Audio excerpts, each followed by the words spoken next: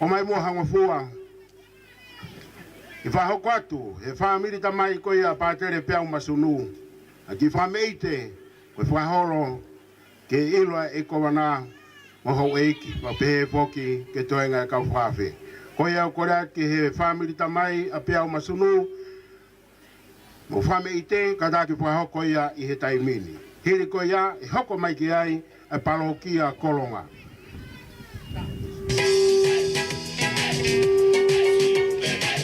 Kore atu kapo atu, tau vai te au, tata ki mai ki te pire.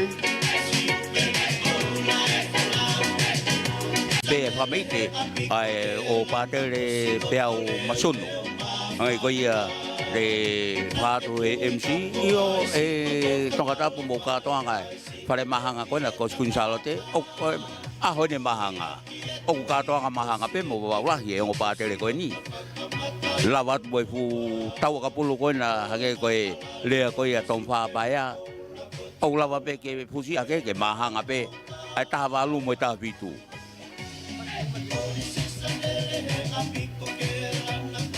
Kore atu, whameite koe a whamiri tamai koe a peau masunu. Kei lao pe na tula aho whakoloa nia pe ok monu ia katoa ko ni ongo aho e ua koe ne whakoa e katoa la hage koe ia koe e ua e kawa ai kau matapure ka koe nu fia ai kai ngā ku malu lelei ne ngoi au fia ka ku moko pe mo whenga ki ai ea i e funga atarika mo kolisi sanere. Koia kono taki baieni kau whameite uluaki, ai whamiri koia pātere peau masonu.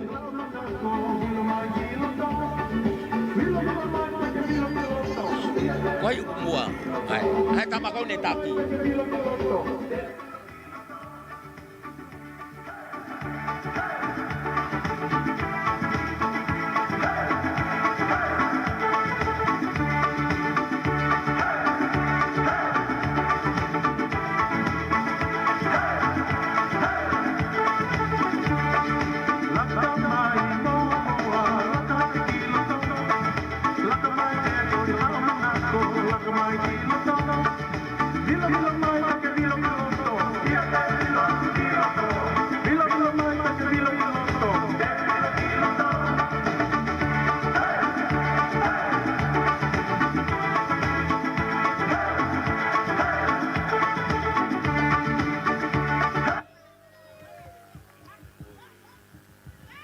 Koia oe poe whakawa ki eua ina sea ia whunga whanua i ngai kātoa mo whewhia pe whoki ko wawaulahi eni i he ongo pātere pau teu whoki pe mo e hukātoa koia o tua pai ai tau siuperi tai amoni koia kolisi o ongo tamai ki tau whahau pilo levu.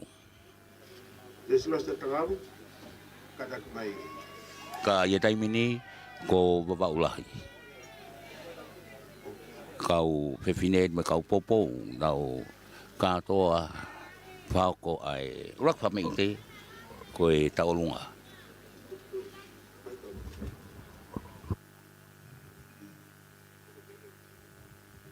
Seuke! Kua heua ai tawake! Pea tātou i he perikali tā mafua maari e. Woi! Kako hai e tae me ite. Koe aho e.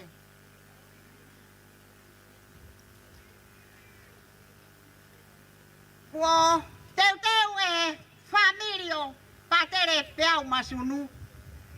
Ai koloa kotoa koe niku tuku atu i mua. Koe fuakia.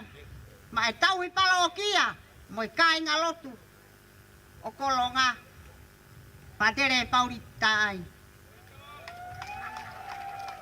E vere vai malanga kau tatau atu.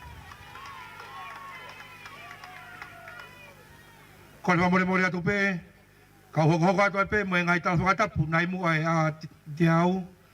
Koe whamore atu, tata iki pātere peau masunu, Kata kwamore more.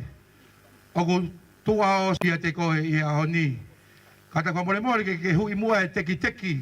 O e tālunga e ahoni. Koe mea au whaia ia. Mea tom whapaia mo e whamiri tamai o koe. Kata ki pātere pia masonu. Whakakato e whatongi ia. Kai hoko atu e whamei te o e aho. Malo.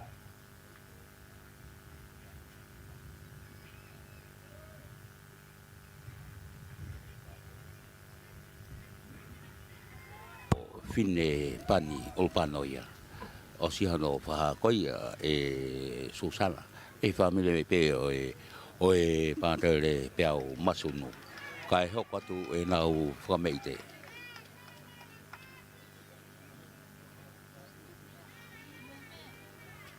Koia tatari whewhia pe a moto o te whamahalo pe ki he ngai kautaha ki a Agosita pe mo Steve Beck. Pe mo e Snap Enterprises. Pe ki Swane Tangtau, mo family. Papilio Tangtau, Whalekoloa pe whamalo ki Estimoa, pe mo e Flying Animal Motel. Pe mo e Beluga Diving. Pe ki Bella Vista Restaurant. Milo pe mo Mario. Wa te whamalo ki Papufonga Vavau. Tahanima ki Onopos. Sami Kuita Vaipulu. O te whamalo ki he Vavau Shipping Agency, sa Eskawaka, mo e kautaha, pe po ke whawhonga hapai tahapa ki Sio Sapi Ukala, mo e whakamalo lahat ke whamiri masunu, mo e whamiri ko ia lawa ke aho, mo e whamiri mansela. Tau te whitu ke Amerika ki a Istalumu pe mo Moses e whakawa, o ku whakamalo lahi atu e whamiri te evita lawa ke aho pe mo e whanau mo e ka inga mo e whamiri kotoa.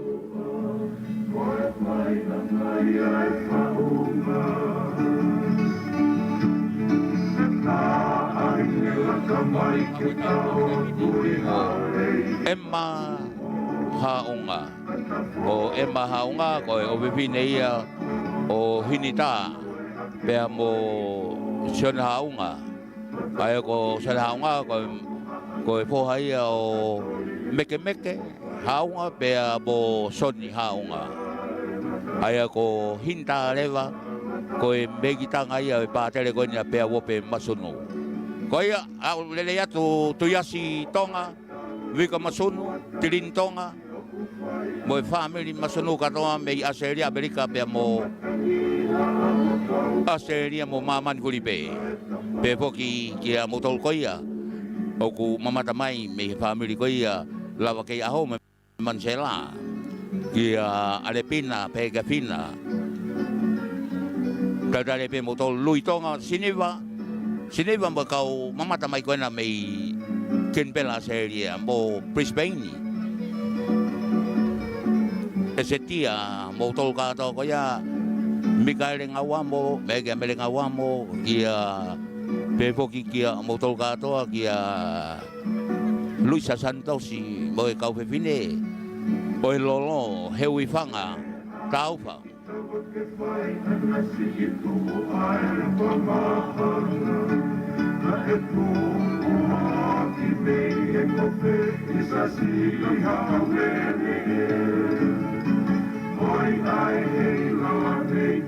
Kau pare ko abito isi fatulolo koina ko e pulea koina e kolisi malefisi tapu lilio fava kawate kau fapare Meilalani lava kamafu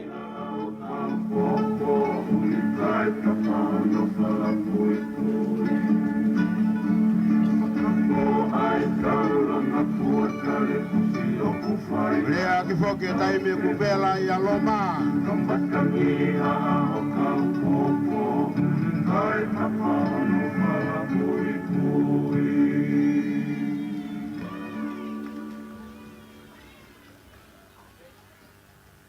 Mamalo atu, family tamai ko ia pātere peau masunu. E family te ko lava. Le whakaheka mai a karia pe me uvea. Pe mai ai pe i tokalau mamao. Heka mai ai pe mai kainga me ai. Nau, o mai, nofo e pui tapa wha. Pe a whia lau pe. Tala pe o kutua e whai lotu i Fuamisi. Kau tu tonu ia e he tapa wha. E tā nei ke monu ia i pe. Kainga po oi pa mwhareu. Kore atu ki he parokia kolonga. O mautai mieni. Whamei te woko. Whape atuai e tau parokia o kolonga. Patere paurita ai. Kama ono kainga. Gainga nuku. Mi kolonga. Ki mou hoko mai. Kora ka kolokesa paunga, kolokesa. Kataki mai ki te pire.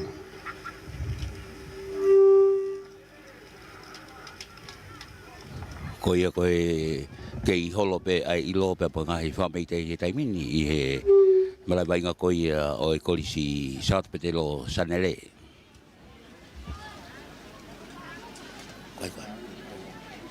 Koe. Tadiela. Koe lea koe ni koe whaukotu he purenga ue koia parokia kolonga ko Daniela Hamala.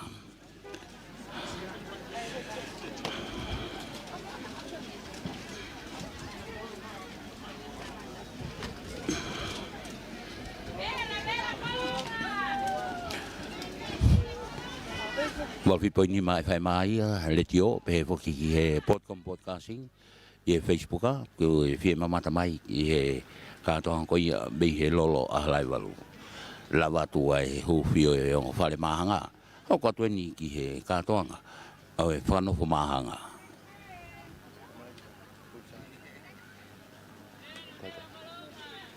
ko ye he taimini ku loe mai mai pou ai kau fai wa koia me he parokia holonga o taki mai e patere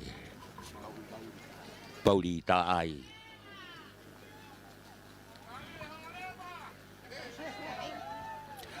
ai foki ko peau ai le kamata ngau atu i tokoni atu kia patere ta ai peau masono pe ko uhingai ai folau mai koia ai kainga koia nuku esas katolika parokia kolonga pe koia ki fatu pe naunga we koloa fatonga ngai me fatonga moi mai pe moi kau langitua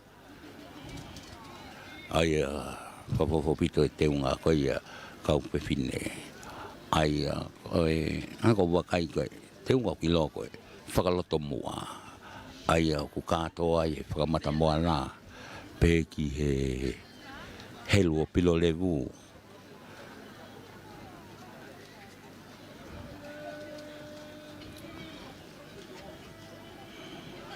taimini ku whaweta i whatu ta koia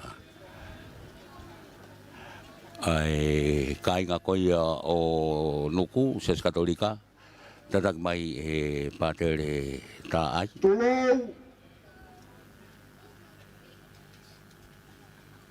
Tapu moe afio e o tua mafi o tau lotolotonga. Tapu pa moe kere e ki koin o tau lo nukuai. Whakatapu at ke e ki ko wana. Whakatapu atu ke vika whaka e piko po. Tapu pa moe tauhi palokia sangat so sefo tangata ngawe. Kai umaa ai whahinga tapu hono kotokotoa. Whatapu atu ke hongo ek minista. Au kutau kau ngā kau he aho koen. O atu e whatapu mawahe ke hongo pātere fo ou na toki whakanofo. Hei lala o petan. Tapu pa moho pangai. Tukuange mai whainga maria koe ni kia te au. ke tala e ku whanonga pa mohoku uhinga. Aho e ne tue mo e fia fia. Aho e mamawa mo e pae. E tau whakawheta ia. Ki he ikuna, ai tau mua, nei whaitia e whanau nau. Vika whakai pika pō. Nā ke wahe ange. Pātere peau masunu ki hoku palokia. Ke whai hono whakalawalawa, mono whakaosi osi, hono teu. Mono whakaloloto e ne tui, ki he woka asio. Ka koe sākala meta o e oloto. Uhinga ia u foto he aho koe. Koe mau fia fia. Te waki e wholau mai. Pātere, peau masunu. Ke hike ne fuafua whai lau lau. I e whatawhata mawhana. Mui mui mai e tauhi palokia. Sangato so sefo hoa maria me he utulonga. Whekarei mai mo tua koen. Mo ni iho e palokia. Ke mau kau ngā kau, i e whakamooni. Ki he ikuna kafa kafa. Kua malawa e pātere peau masunu. Te wake e wholau. Nai kai ke kau e motu a nia. He teu ki he wholau. Whana mai. Sangato so sefo hoa maria. Pura kaue. Tu o mui mui a pātere peau masunu. Ke whakamahino ki ai. Neongo ko whanau tamaia. A sangato so sefo. Ko tangata ngawe. Ka koe tamaia maria. So sefo hoa maria. Whakamanatu ki a te ia. Osi ho katoa ngā. Te ke whoki ke palokia o kolonga. Ke utulongo a tokoni.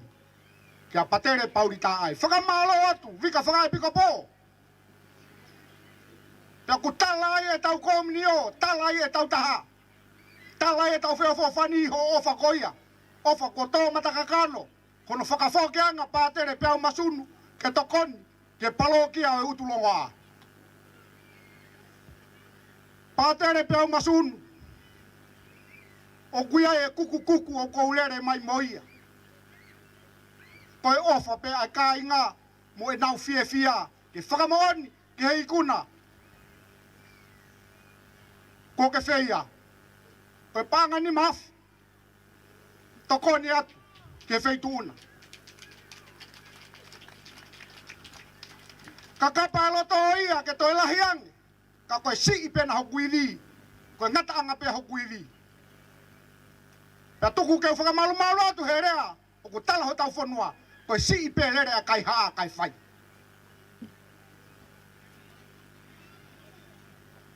Hei lala o pētani. O kia e ki lai loa kau. O kui ho pangai. Lota whia maari e pē. Whanki whine eiki. Whine mātua e palokia.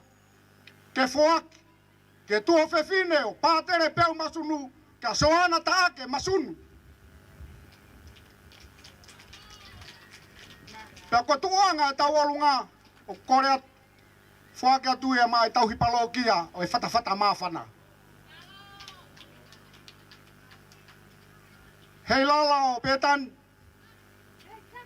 Tuku mai haku whainga maari e keu whakameite. Keu kau muau he pue. Kau he fia fia e aho koeni. Maalari koeni he aho. Reverewa e malanga, kau tatau atu. Kore atu hei lala o pētani. Whakawhainga maare e mai mua atu o whewhine o. Peau masunu ka soana. Masunu. Tako ange mua. Si whakananivia e whine mātua. Peau toki hoko atu e ku whakameite. Malo au pito.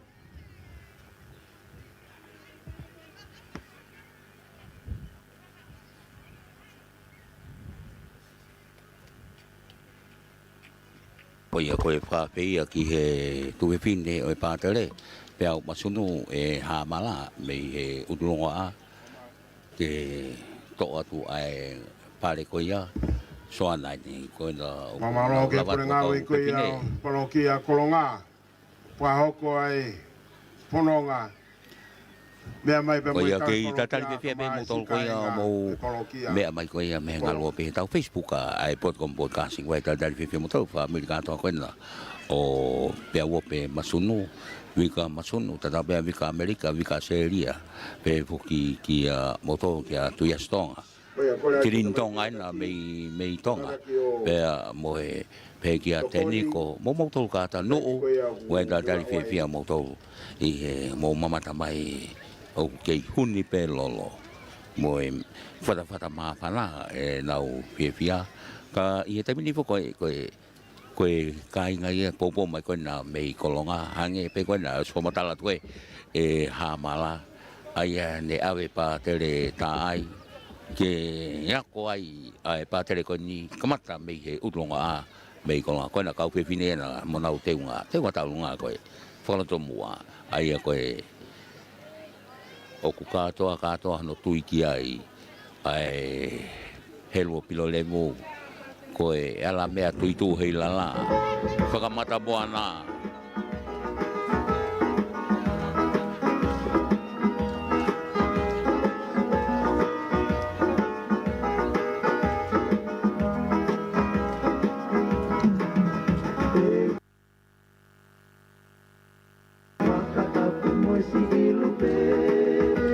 hiwa peia o kolonga whaonga tu me tangata tau lele whao koe io koe hiwa ia me kau hiwa koe na mei niu toua ai tui tamale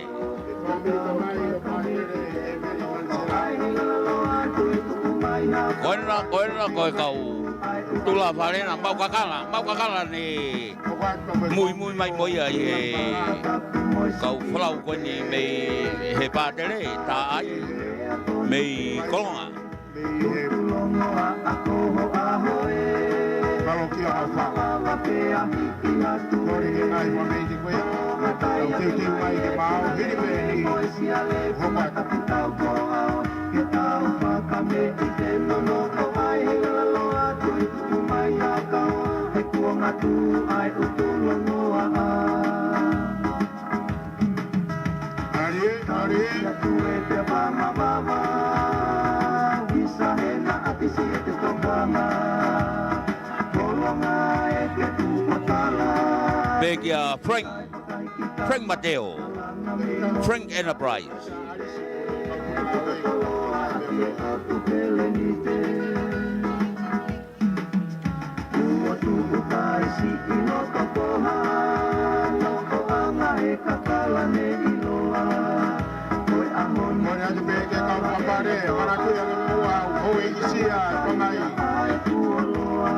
Kio takai bebe mui. Ako ai mo papare. Tau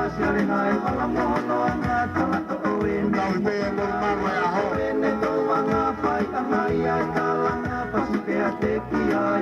Ora koe fai fe kau pule. Be ki konsela sia mane kaosel.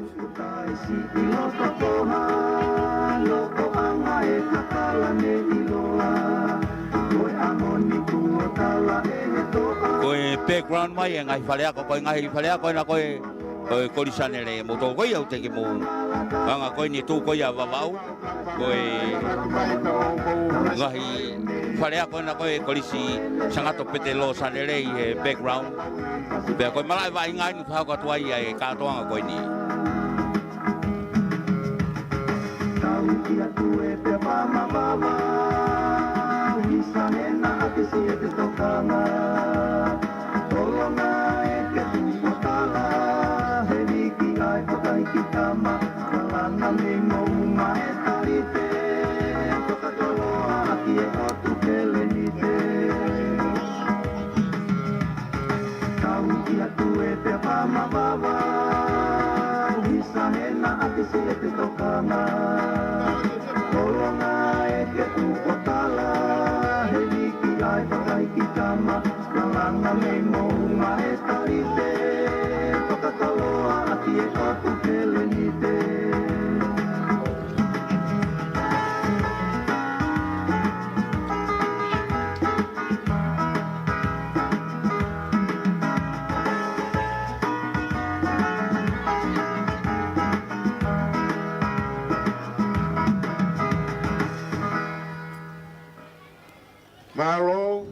malo atu ki he. Mate tai palokia kolonga. Amasi kainga nuku. E whamei te me whamawhana. Ai whaverevela e aho. Koia, koe lawa ia ai whameite. Ai koe popo mai ki a pātere peau masonu. Pātere tai pia moe kainga koia mei kolonga. Kātaki mai mua ki te pire. Kolokesa.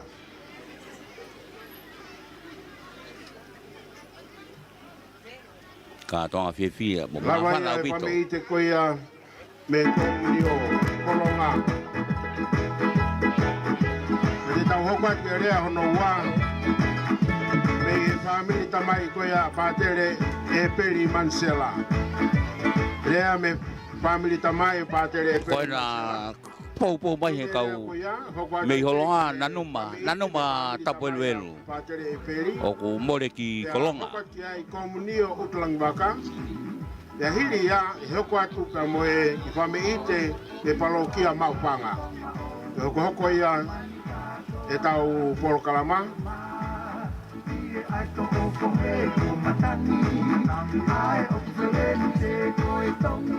Koe ia taimini kei holo pe ilo. Tamai koia Moe ngai whameite koe ia taimini. hoko ke whameite me i he whamiri tamai a pātere e peri Mansela. Ka pe ke komunio Utlang Baka. Hiri koia pe hoko atu ki he tau lunga. Me whameite me palokia maupanga. He nia sa kopololo hea. Kamai eki minista. Wana ki whanau me i maupanga. E kwa hoko ai whameite koia koe poupou. Ke hongo pātere whanofo.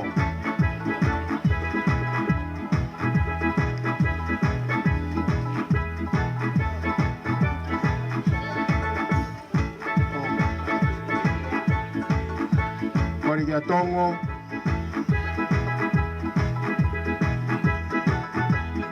Mei tonga. Pou koe ai palokia mawhanga Tongo e ke whahoko koe o pātere. Mea, malo au pito. O ui ngai pe moe mea mai pe moe minista o e whiwhatawaki nei pā moe whalawa ekonomika. Honorable Whakatapu, tata moe aki mona hoa kalalai nei. e takawhalu e langi e kua whio me i loto tatau. O e pou ao, o e pou māma o eni whanoa. Whatulou be moe kere kere tupua. Ai pirinisi o kukei alo.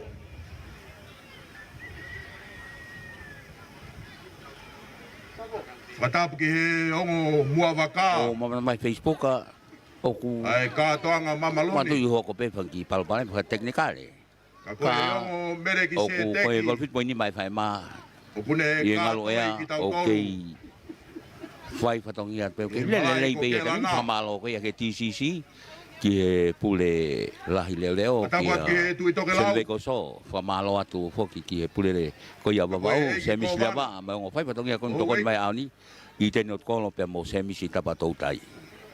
Tap ki e ongo eki minista kalauni. Tap ki e pātere tau i palokia. Me kau whakalunga o tonga.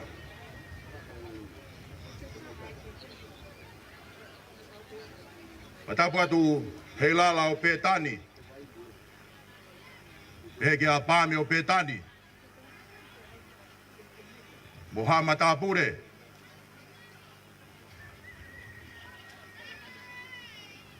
Tapu ki e ongo toko mea. Me ngahi tuunga whare. Ure ngāwe lahi. Tau hi mo e siasi. Pea tapu mo e whawa mana wha.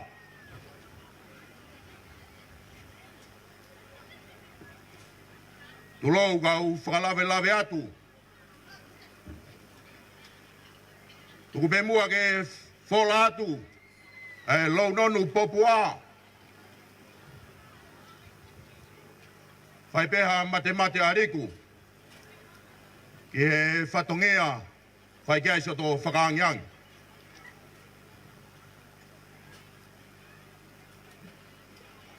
Hange ko e whakatau kei,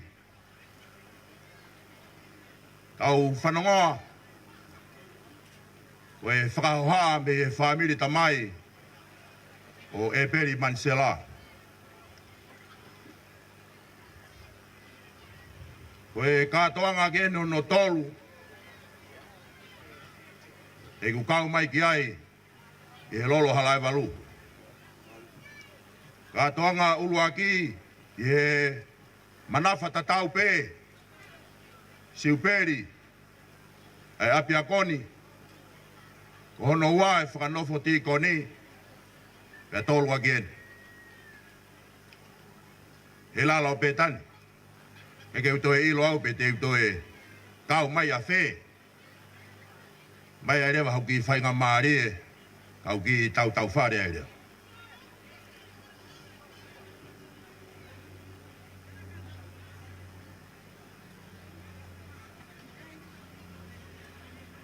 Ko isa peri, ko ono whoha ena,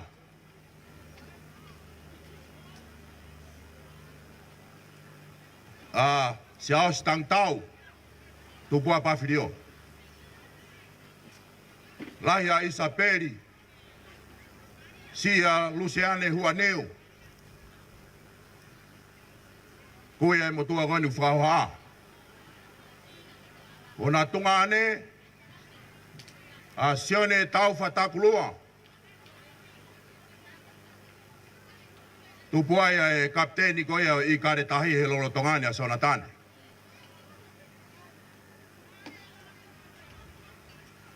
Sione tau whatakulua,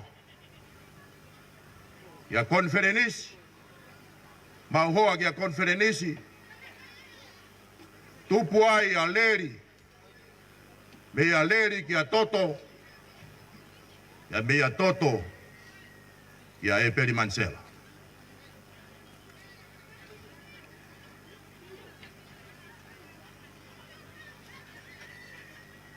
Lahi pea resieri, ia mea resieri kia whanueri, aina iloa ko ahio, tangata ei kia pātere e piloka pāhia. Lahi a resieri kai sisia konferenisi. Ta whaaki tamai ia, ai tamai koe a Eperi.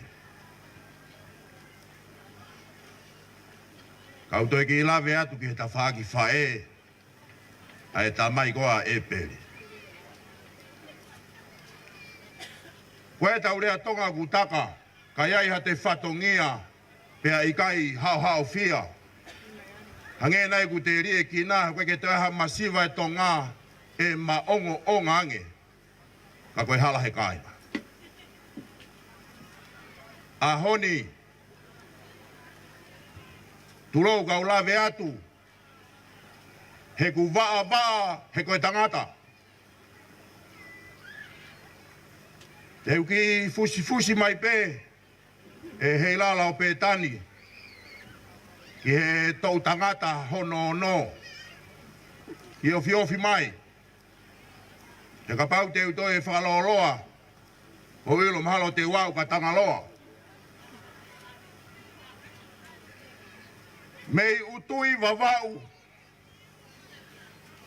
pia mo o tea, mo hautu. O si o tabe havea mei utui. Mauhoa kia tapaita havea o tea. Whanau iai, ai whanau whiwhine e toko whaa. Mo e tangata pe toko ta. Lai taha ko sela havea, mauhoa kia whaiwhekau ke pueri whaupura. Whikaua ko mere havea, mauhoa ia kia whaiwhekau te vita whinau. A te utoki ki lawea nai ki he ta whako ia. Whikatolu ko Sioana, mauhoa ia kia se miskoloa matangi. E kia Moses e whangpō. Kia koe hoko, o whai whekau sione hawea. Ma uho aia, kia mere kauika whaewa. Aini ku tupuaya manak hawea. Pea moe Palestini, lolotonga i siasi we suriana tawataina tonga. Palestini te vita, kloa i hawea. Ko sione hawea, ko ia nane pākia e tohi tapu, a tohi tā moritoni.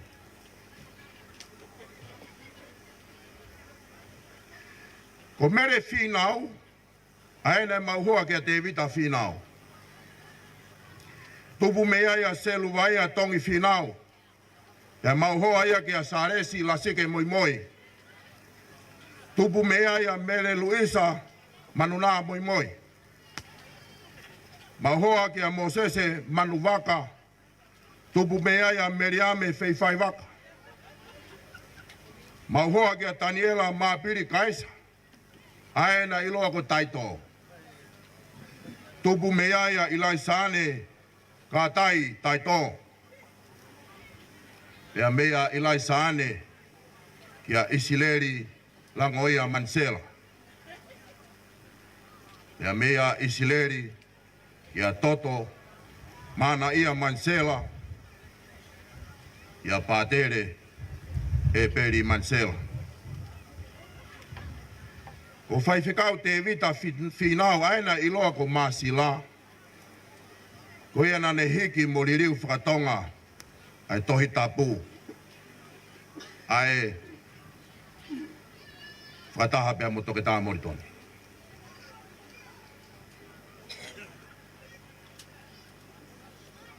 Ange ko ku whakalawe tala noa. Waa he koe tangata. Pea where mo ngahi tau a te ikawa. Ai kau whai whakau. Ai kau pātere. Na nau whai mai ai tā whihi mo e tōka kawa. Tau kai mo enu. Ai whisi naua ko ia he aha koe.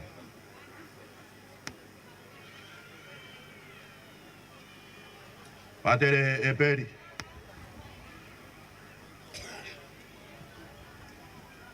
Ma ofa lai atu e te koe.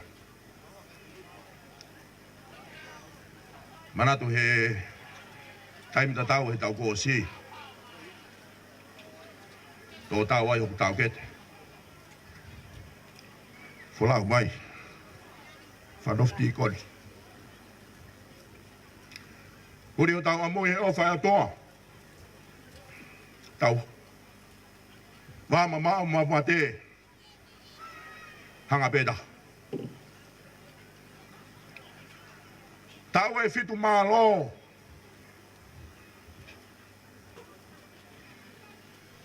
I kai ko whanonga. Whaingo fua. Nai mohu whiri pia whon whainga ta. Ahoni tau ka toi mai. Ke tau kaunga whakamooni. O tari lotu alangi. O tau whiewhi ai. Whafufunga e atu. Ai whamiri tamai. Ko toa pē. E mau ofalahi atu ke wheitu ona. E hegi a patere peau masonu. Io e ose universi homo mea takai holo ai ko e whatongia whakatau i sipi ke malui. Ha taha au fie tatau mo i mafi. Ke ne tui mo apasia ke eiki. Tangane mo mawaulahi. Ko hono ola ni kua fua kakai. Iai mo yongo mereki se teke toko ua. Tau kato ngai heo koe. O whaatu mo e whakamono ea. Tawange ke hoko. Ko ha taki le rei. Ko ha whaiako le rei. Kai te pūko ha se vaniti.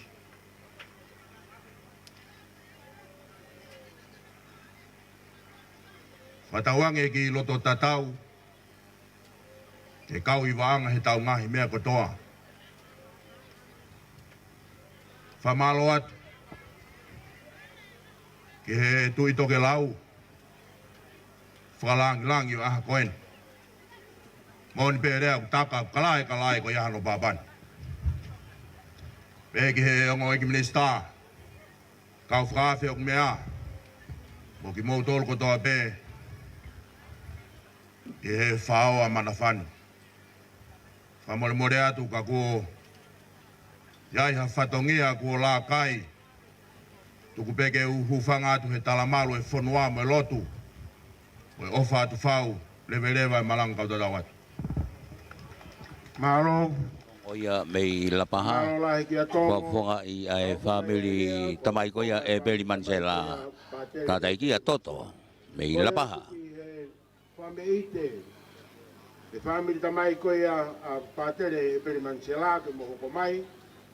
Hiri a whameite koia pe hoko komnio utlang waka.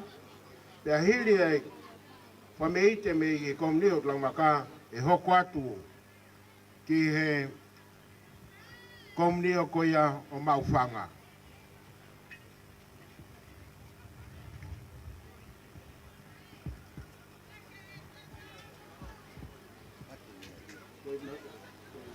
Ko ye taimini e whako ai lea o whatonga atu gai whiwhine whawhonga i koia e whaminta mai koini a e Beli Mansela mei lapaha.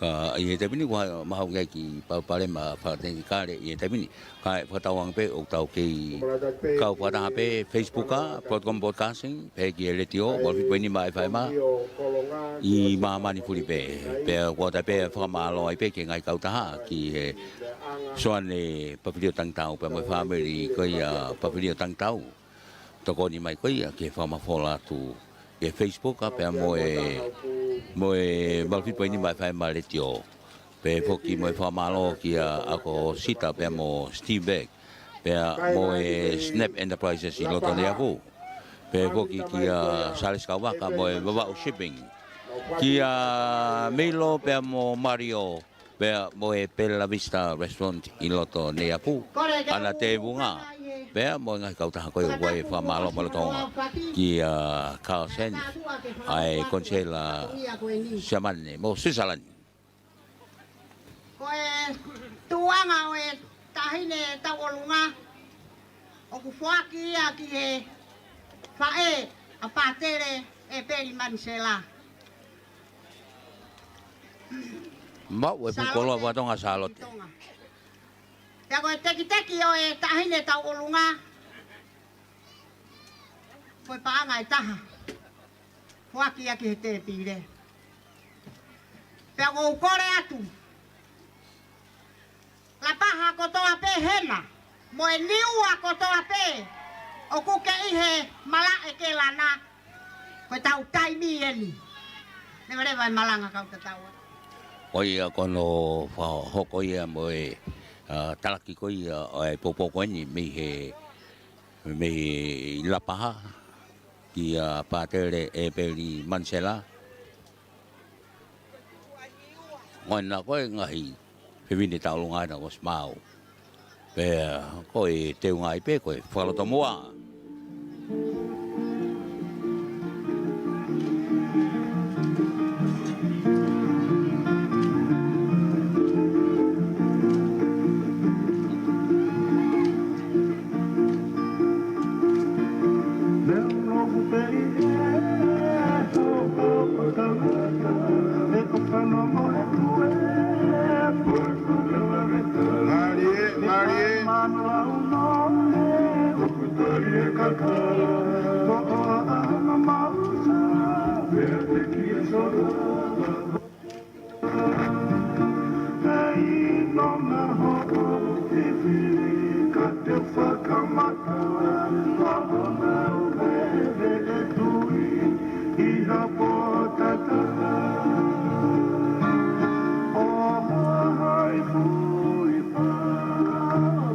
Oh,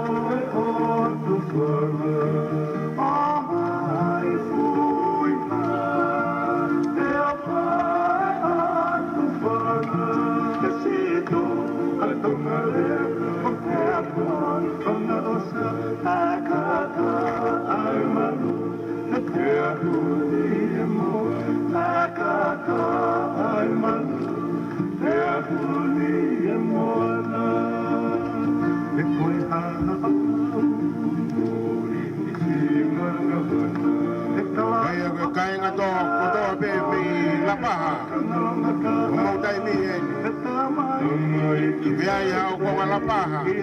Onga ki toke lau mamao. Amanaki mau hoa ki lapaha. E manako pegi lapaha ko mutai mihe.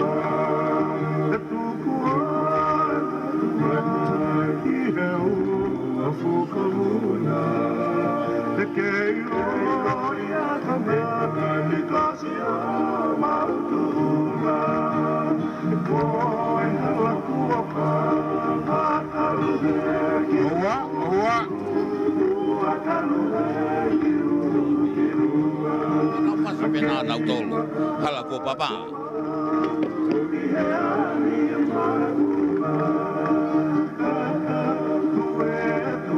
Tapi via bukau me ta hene ta po ou. Me o pe a toto.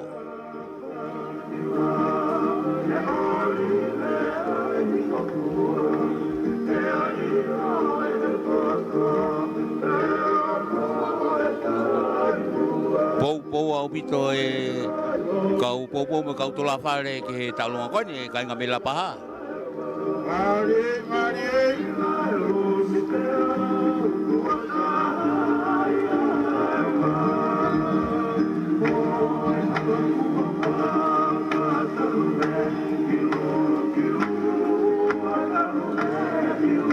Nge koi mong me mai pe Facebook a ke ngai ana tokolahi kau koi sutu ko ke lana pe ko pe tu ke mamata mai me ai mo mana to fa ki he apiako koi background ben lai fu apiako ngai fare ai ni ko ni malai vai ngai ni ha ko to ai fa tongia ai ka to koi au ni ka ko pa ko olunga leva o ki maula lo hi fa malai vai nga olunga leva tu takai ai holo pe au ke ngai apiako fu o hai ko le fu tangata fu o hai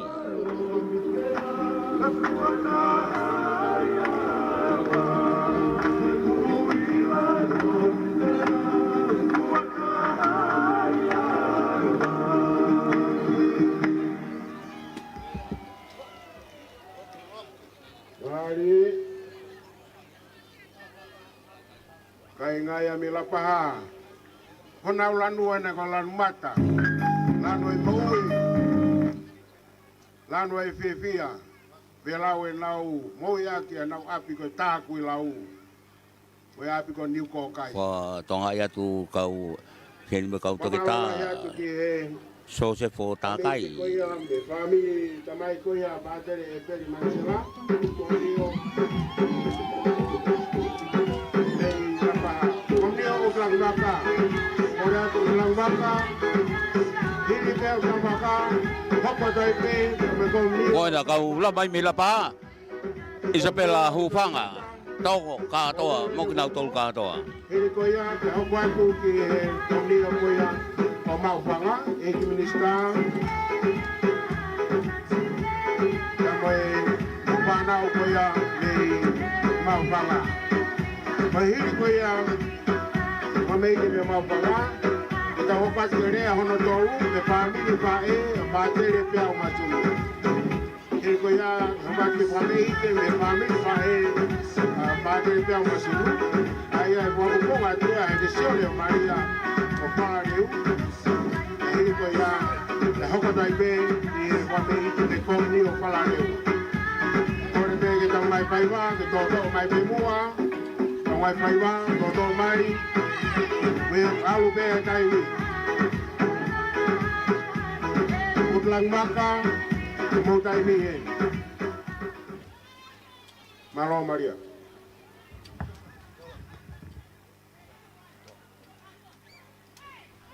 Te kole ke hufanga tu I he talamu aki oi aho katoa ngani pe te whakatulou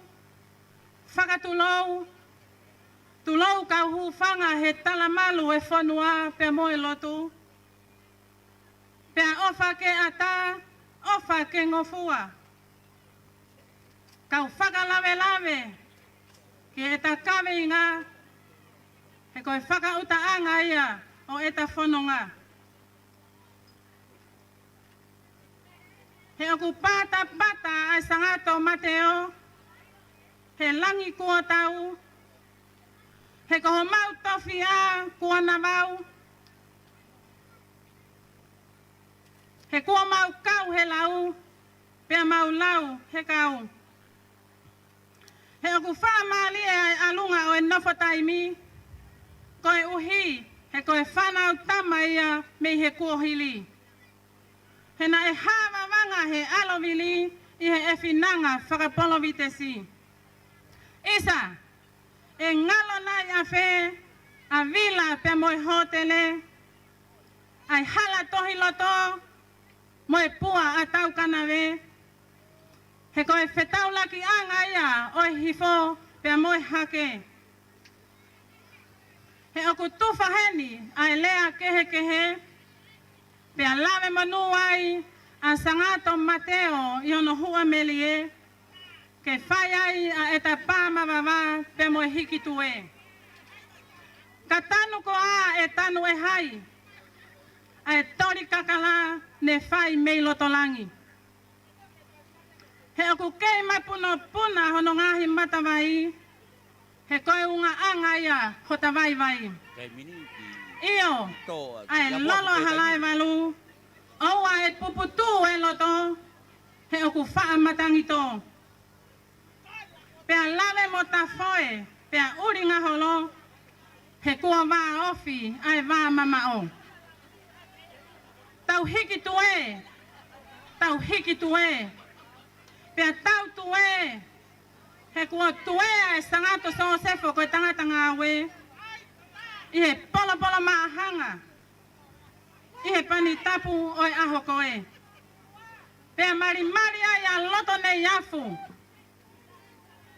i whale piu molongo a kau foki a o lepa mei he, o tarife kau ki he lotu pea moe hau. Lewa e whakahohaa kau tatau atu. Maro, kore e whai wakoa langwaka, kore a ke tau ngai whai wā, ko kātaki ke hoko mai pē, ke ria e aota maki. Ngai whai wā, mo kātaki. Nau teo kahina, konga ki olunga, me foki pe moe katu uri, konga loto, pe moe siskakala. Ka i tamini ki toa ki ua i e taimini. Kosi e!